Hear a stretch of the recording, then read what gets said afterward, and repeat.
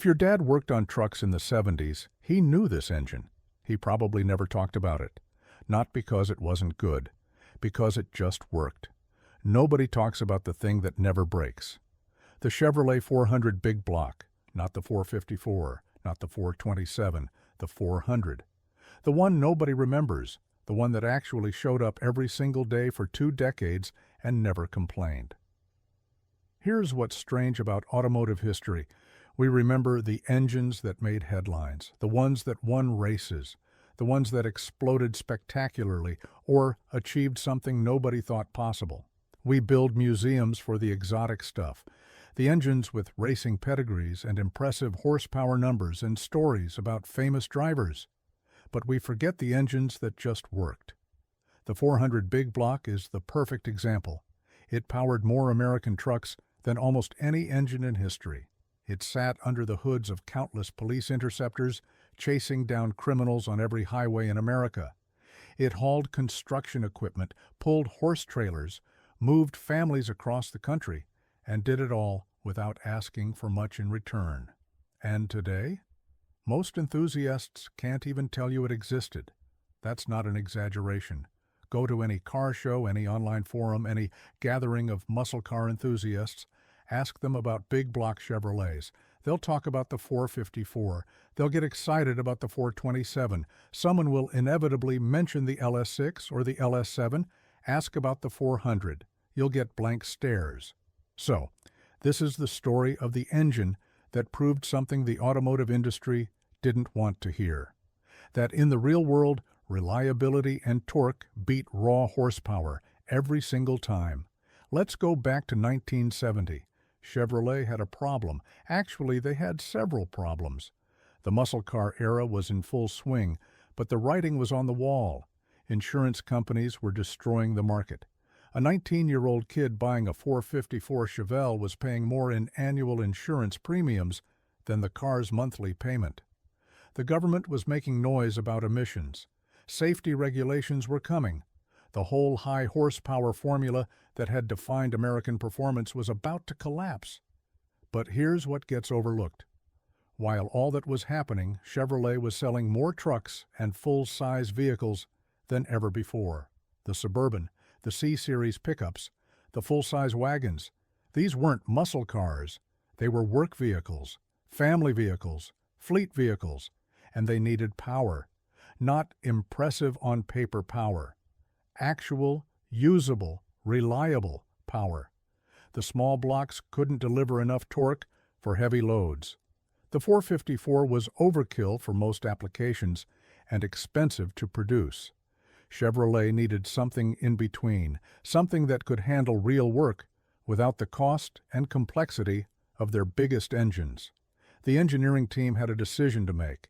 They could create an entirely new engine. Years of development, hundreds of millions in tooling, or they could do what engineers actually do when they're smart about resources. They could modify what they already had. The 400 emerged from this practical thinking. Take the 427 block. Boring it out was the obvious path, but they hit a wall, literally. The cylinder walls couldn't handle a standard bore increase without becoming dangerously thin, so they got creative.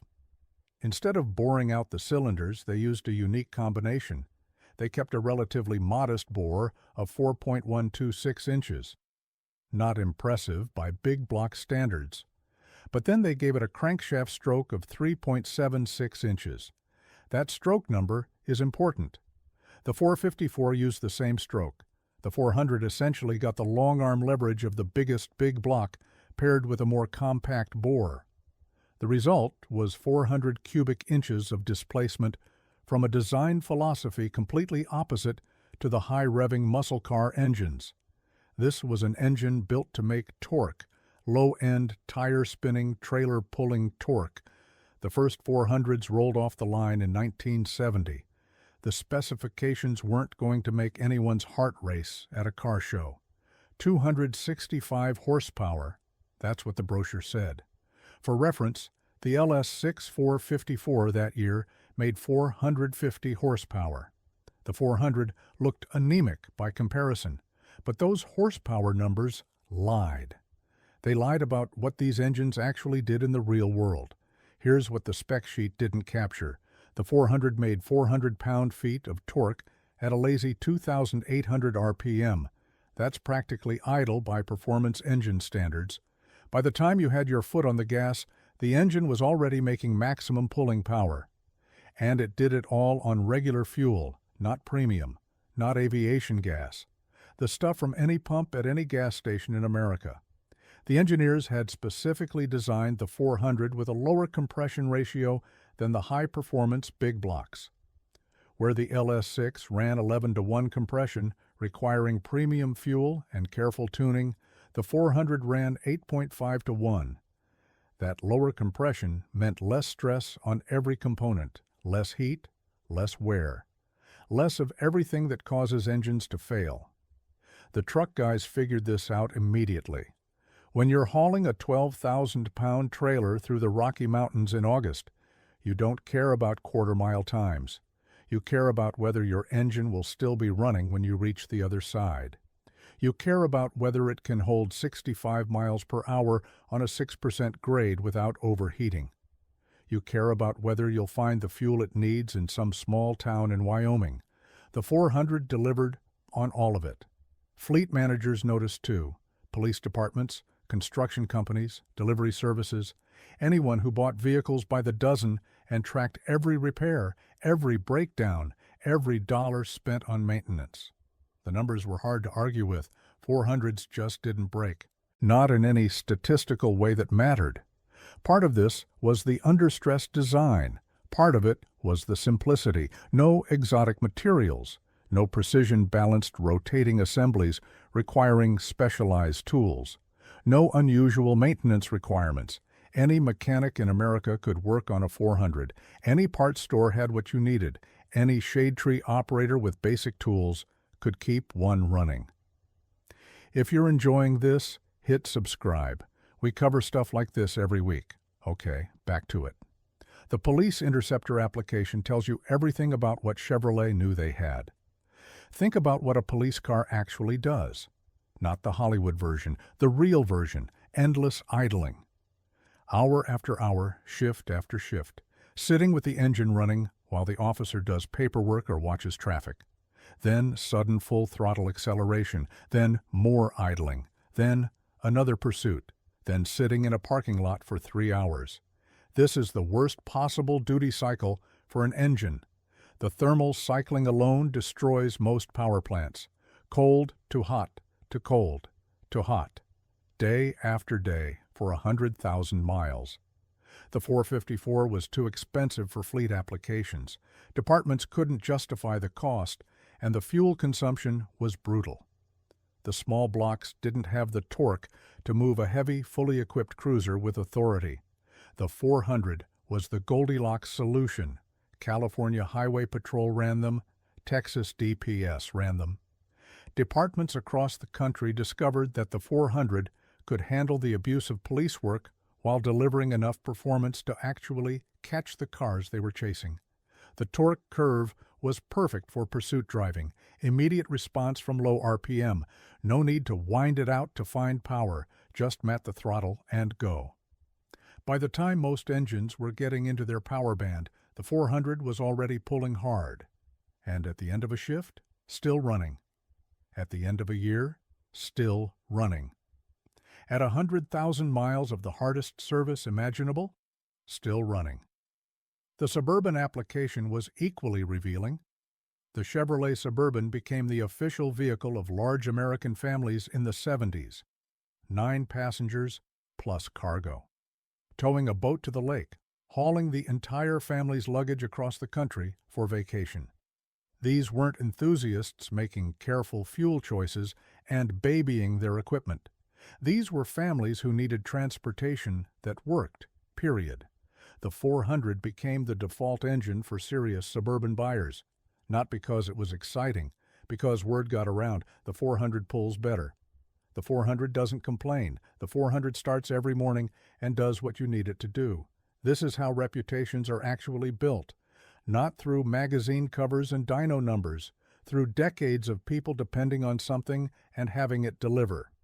Now, Let's talk about what made this engine actually work. The technical stuff. The Siamese bore design is where it gets interesting. Most V8 engines have water jackets between each cylinder. Coolant flows around every cylinder, keeping temperatures even and manageable. The 400 couldn't do this. The bore was too large for the block's physical dimensions. There literally wasn't room for water passages between adjacent cylinders. So cylinders shared walls. Siamese bores. No coolant flow between them. On paper, this sounds like a disaster. Those shared cylinder walls should run hotter than properly cooled cylinders. Hot spots should cause detonation, premature wear, head gasket failures. But the engineers compensated. The lower compression ratio meant less heat generation in the first place. The combustion chambers were designed for even flame propagation. The head gasket got extra attention to handle the thermal stress. And here's where it gets clever. The Siamese design actually added rigidity to the block. Those shared walls were structurally stronger than separated cylinders would have been. The bottom end was essentially overbuilt for the power it was making. An engine making 265 horsepower with a bottom end that could theoretically handle 400 or more. That's called engineering margin. That's why they didn't break. The crankshaft tells a similar story. The 3.76-inch stroke was shared with the 454 for manufacturing efficiency. Chevrolet was already making those cranks by the thousands. Economies of scale meant cost savings, but it also meant the 400 got a crank designed to handle significantly more power than it would ever see in stock form. The connecting rods were equally overbuilt, big block rods in an engine making small block power levels. The stress on each component was a fraction of its design limit. This is the opposite of racing engine philosophy, where every component is designed to barely survive the loads it sees. Weight savings matter when you're chasing lap times, but for an engine that needs to run for 300,000 miles, give it parts that are bored at 2,000 RPM.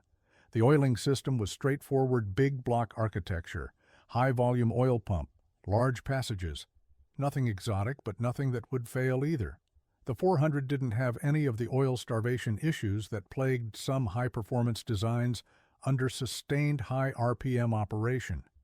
Not that sustained high RPM operation was really a concern. The 400 made its power down low and didn't ask you to rev it out. Most owners never saw 5,000 RPM. They didn't need to. The cooling system had to work harder than most because of those Siamese bores. The radiator spec on 400-equipped vehicles was typically larger than the same vehicle with smaller engines. Hood clearance allowed for bigger core thickness. But the system worked. Under normal operation, under heavy loads, under the kind of sustained pulling that would overheat lesser engines, the 400 stayed cool enough to survive. The exhaust ports were large. Cast iron manifolds flowed well enough for the power levels involved, nothing fancy, but nothing restrictive either. The exhaust note was pure American V8 rumble at idle, settling into a smooth drone at highway speeds. The intake manifold on most applications was a cast iron 4-barrel design. Spread-bore carburetor. Not optimized for top-end power, but perfectly matched to the low RPM torque focus of the engine. Some applications got 2-barrel carburetors with even more conservative tuning. These made slightly less peak power, but even better fuel economy and drivability. For fleet buyers counting every gallon, the 2-barrel 400 was often the smart choice. The camshaft was what hot rodders would call mild. Limited lift, limited duration, conservative timing. The kind of cam profile that makes an engine start easy, idle smooth, pass emissions, and make peak torque at low RPM. Everything about the 400 was optimized for the same goal: reliable, accessible power exactly when and where real-world drivers needed it. The production numbers tell you how successful this formula was. Chevrolet built the 400 from 1970 through 1980. That's 11 model years of continuous production, hundreds of thousands of units, maybe more. Exact figures are hard to pin down because the 400 went into so many different applications across multiple divisions: trucks, Suburbans, passenger cars, wagons, vans, El Caminos. If it was full-size Chevrolet or GMC in the 70s, there's a good chance a 400 was available. And the engine outlived its official production. Parts availability kept 400s running long after 1980. You could walk into any Napa or AutoZone and get what you needed. Rebuilds were straightforward. Machine shops understood the architecture. Plenty of 400s are still running today, not as restored showpieces, as actual working engines in trucks and Suburbans that have simply never been replaced because they've never needed to be replaced. This is the definition of success for a workhorse engine. Decades of service with minimal fuss. But here's where the story gets complicated. The 400 never became a performance icon. And that wasn't an accident. It was a consequence of its own design philosophy. The hot rod community discovered the 400's limitations pretty quickly. Those Siamese bores couldn't be safely overbored more than about 30,000ths of an inch. Where a 454 could be punched out to 468 or beyond, the 400 was essentially stuck at its stock displacement. The steam holes in the block, required to help with cooling those Siamese bores, created head gasket sealing challenges when compression was increased significantly. You could make a 400 run high compression, but the gasket would be working harder than ideal. The crankshaft stroke, while great for low-end torque, meant significant piston speed at high RPM. The rotating assembly was happiest below 5,500 RPM. Push it harder, and you were fighting physics. Performance enthusiasts figured out that for the same money, you could build a 454 that would make more power, rev higher, and respond better to modifications. The 400 became the engine you sold cheap to fund your real build. This cemented its reputation, or lack thereof. In the world of magazine covers and drag strip bragging, the 400 was the forgettable middle child. Not exotic enough to celebrate, not common enough to be the default budget build. The 454 got the glory, the 350 got the grassroots support, the 400 got ignored. The trucks kept running, the Suburbans kept hauling, the police cars kept catching criminals. Nobody cared that enthusiast magazines weren't writing about the engine that made it all possible. There's a lesson there about how we assign value. The automotive press has always been obsessed with peak performance, the fastest quarter mile, the highest horsepower number, the most aggressive styling. These things sell magazines and generate clicks. But they don't actually reflect how most people use vehicles. The guy running a landscaping business doesn't care about quarter-mile times. He cares about whether his truck will start every morning, pull his trailer without struggling, and go another year without major repairs. The family driving to Yellowstone doesn't care about 0 to 60 times. They care about whether the engine will handle a day of mountain driving in summer heat without leaving them stranded. The police officer working a 12-hour shift doesn't care about dyno curves. He cares about whether his cruiser will be ready when the call comes. The 400 served all these people brilliantly. It just never got credit for it. The irony is that the 400's philosophy won in the long run. Look at modern truck engines. Look at the priorities: low-end torque, reliability, fuel efficiency, broad power bands, easy serviceability. The modern 5.3 and 6.2 GM truck engines are spiritual descendants of the 400's approach. Make the power where people actually use it. Build in enough margin to ensure reliability. Don't chase specifications that look good on paper, but don't translate to real-world performance. The 400 was ahead of its time. It was building reliable, torque-focused transportation when everyone else was chasing horsepower numbers. And now? Now you can still find them. Junkyards, estate sales, forgotten corners of farms and ranches, 400 sitting in trucks that haven't run in years, waiting for someone to realize what they have. They're cheap. Nobody wants them. The hot rod community still treats them as the unloved big block. But here's the thing. Drop a 400 into a truck or a cruiser project. Use it as it was designed to be used. You'll have something that starts every time, pulls whatever you hook to it, and runs for decades with basic maintenance. No computer headaches, no sensor failures, no complicated diagnostics, just carburetor, distributor, and displacement. There's something to be said for that simplicity, something that's been lost in the modern automotive world. The 400 represents a different era, an era when engineers built things to work rather than to impress, when the priority was serving the customer rather than winning comparison tests, when reliability was considered more important than spec sheet dominance. We don't build engines like this anymore. We probably couldn't, even if we wanted to. The economic and regulatory pressures have changed too much. But we can recognize what was achieved. We can acknowledge that the forgotten engine powered an entire generation of American work and family transportation. We can give credit where it was always due. The Chevrolet 400 big block, not the fastest, not the most powerful, not the most exotic, just the most reliable big block ever built, the one that proved torque and dependability beat horsepower in the real world. Your father knew, even if he never told you. And there you have it, the engine everyone forgot and everyone should remember. If you've got one of these still running, or you've got a story about one, drop it in the comments. And if you made it this far, go ahead and subscribe. We do this every week.